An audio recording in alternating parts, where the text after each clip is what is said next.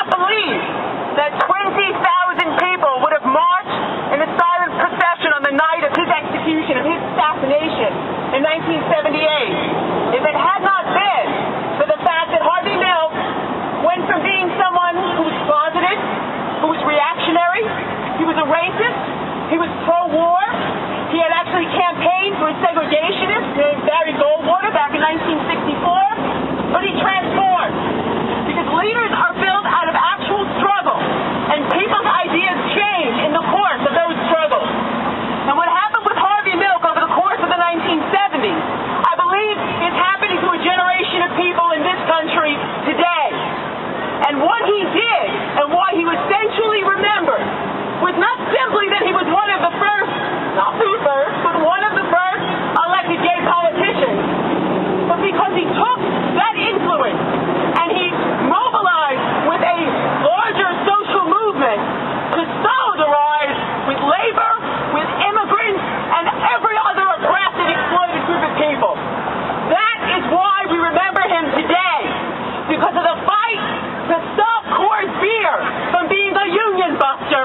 He secured great jobs, well-paying jobs for gay people in a union not generally known as being a bastion of radicalism, the Teamsters Union. He's known for having mobilized millions of people across the state of California against an initiative that would have made it illegal for people to even mention homosexuality in the classroom, known as the Briggs Initiative. And he built the kind of solidarity among immigrant groups in a state built by immigrants, that of course was one part of Mexico, because he understood that an injury to one is an injury to all. Let's think about what this means for us here today, because there are many battles taking place. We are living through a nightmare of an economic collapse that will roll out over the course of decades. Let's be blunt.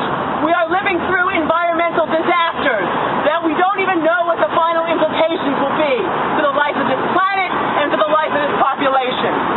But there are also fightbacks. We are not simply victims of the assault of indiscriminate powers of people who have lots of money and lots of influence, but there are also struggles to fight back. What Juan talked about happening in Arizona cannot just stay in Arizona.